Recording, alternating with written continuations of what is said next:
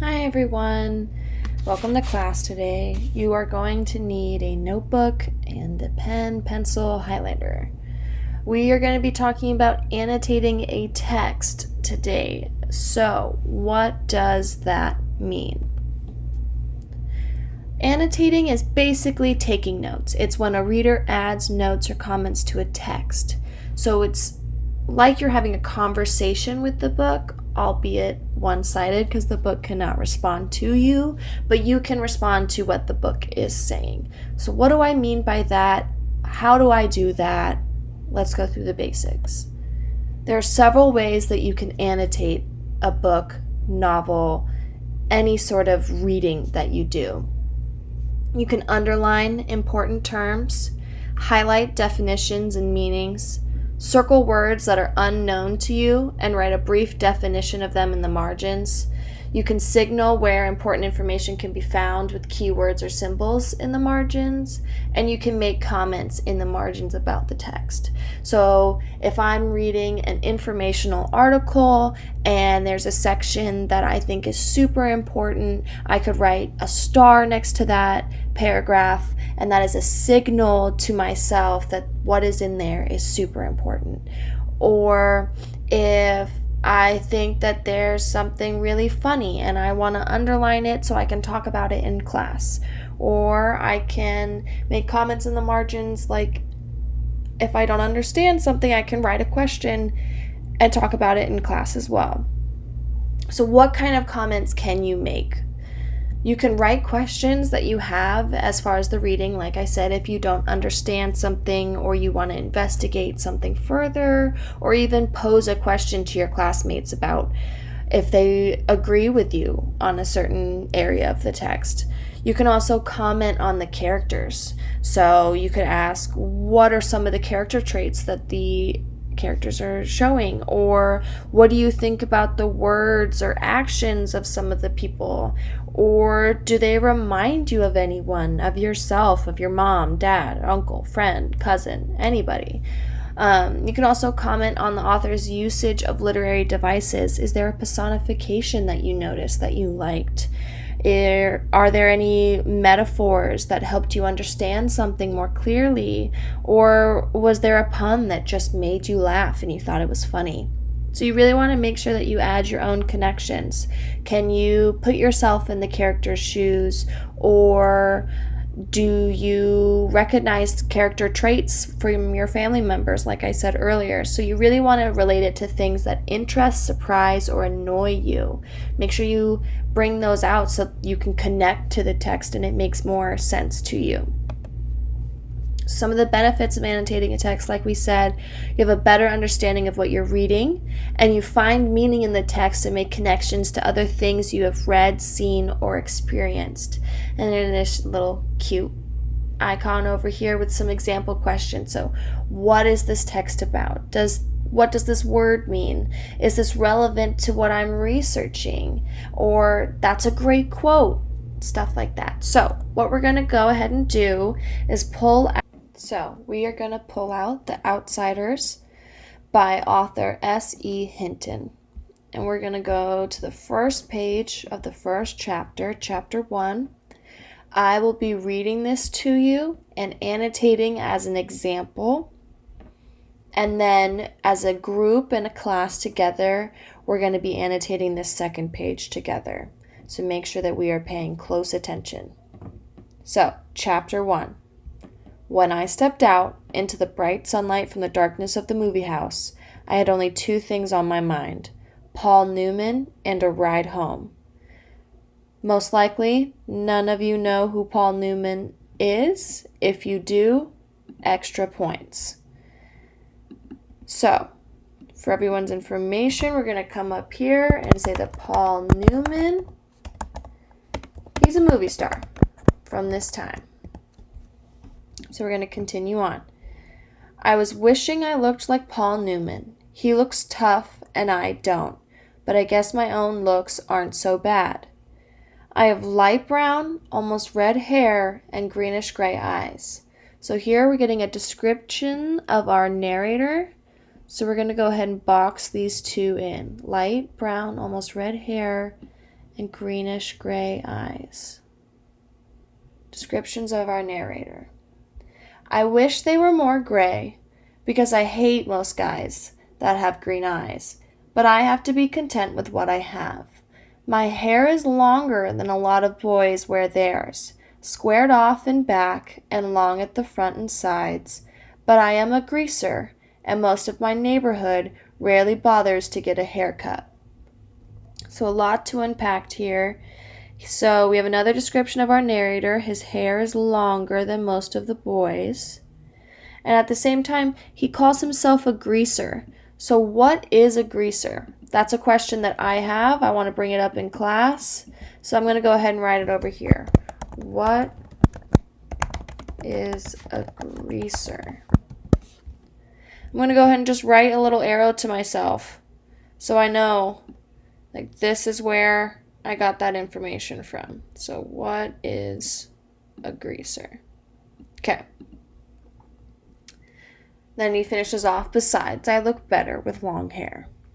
So continuing on, I had a long walk home and no company, but I usually loan it anyway. For no reason, except that I like to watch movies undisturbed so I can get into them and live them with the actors.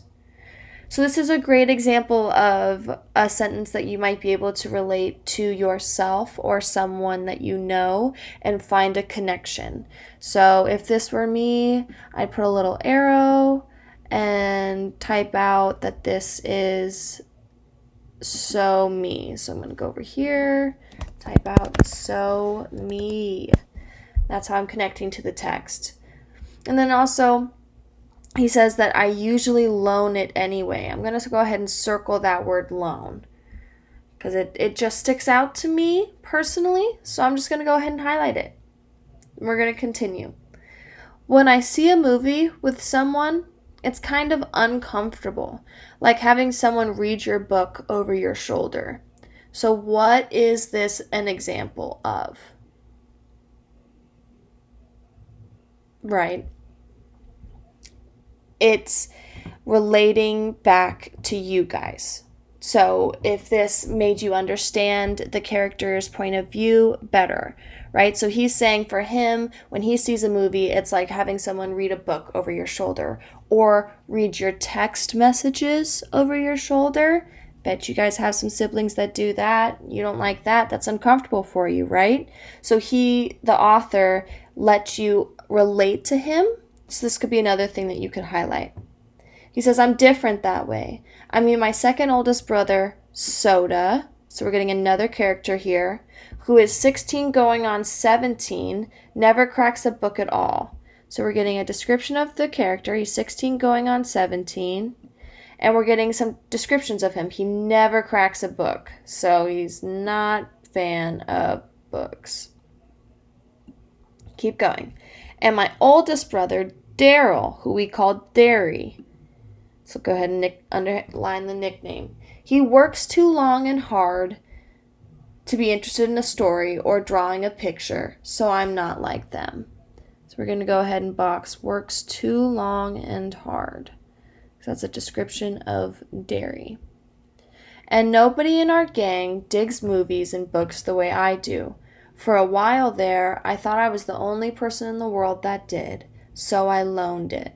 So again, I'm going to circle the word loaned here because we talked about it earlier up here. I'm going to bring it up in class that he said it twice, right? And then we get another description of our narrator. He really digs movies and books. I'm going to keep going. Soda tries to understand, at least, which is more than Derry does. But then Soda is different from anybody. He understands everything, almost. So once again, I'm going to underline Soda's name. And here is another characteristic for him. He understands everything, almost. He's never hollering at me all the time the way Derry is, or treating me as if I was 6 instead of 14. So Derry, he always hollering, treating him like a little kid. I love Soda more than I've ever loved anyone, even Mom and Dad. So this is huge. Shows a connection between Soda and the narrator that is unlike anybody else in the story. He's always happy-go-lucky and grinning, while Derry's hard and firm and rarely grins at all. So we have another description of Soda, happy-go-lucky and grinning, while Derry is always tough and rarely grins at all. So we're just gonna box in this whole section here. But then Derry's gone through a lot in his 20 years. He's grown up too fast. So I'm gonna box that in as well. Soda Pop will never grow up at all. I don't know which way's the best. I'll find out one of these days. Anyway, I went on walking home, thinking about the movie, and then suddenly wishing I had some company. Greasers can't walk alone too much, or they'll get jumped. So this last sentence leaves me with a lot of questions here. So I'm going to go ahead and type those out.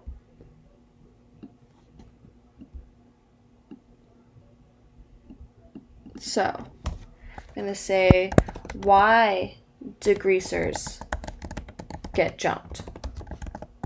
Is one of my questions. And then I'm also wondering, who jumps the greasers? Who are they fighting with? Right? Who's the conflict with here? So those are the two questions that I'm going to have for when I talk about it in class. So I've just read the first page. What did I learn? What was I informed about? So I'm going to go ahead and just summarize what this first page has described to me. So far, I've met the narrator, right? What have I learned about the narrator? Well, I learned that he likes books, movies, and being alone. He enjoys some alone time. I've also met Soda, or Soda Pop. And what do I know about him? Well, I know that he's a brother of the narrator. I also know that he's smart, happy. He has a forever young spirit. And he and the narrator are super close, right? Then we have our final brother, Derry, that we've met. Also, brother to the narrator. He works a lot. He grew up really fast, right? He hollers at the narrator all the time. He's really tough with them. And it seems that he's never happy. So, this is just a summary of what I've read from the first page. I've highlighted where I found all of these characteristics, right? Some descriptive, some character traits. Underlined the main people in the story. I've identified who Paul Newman is. I've got my questions that I'm going to ask in class. What is a greaser? Why do greasers get jumped? Who jumps the greasers? And I've also connected the story to myself. I relate to the narrator, and I found a way that the narrator explained something to me in a way that made sense. So this is an example of how to annotate a page from a novel. I'm going to go ahead and ask that we do the second page as a group, as a class together.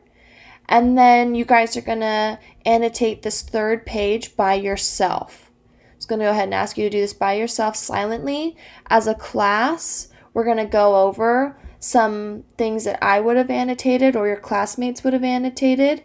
I'm going to go ahead and ask you to do any extra annotations in a different colored pen, and that is going to be your exit ticket out the door for today.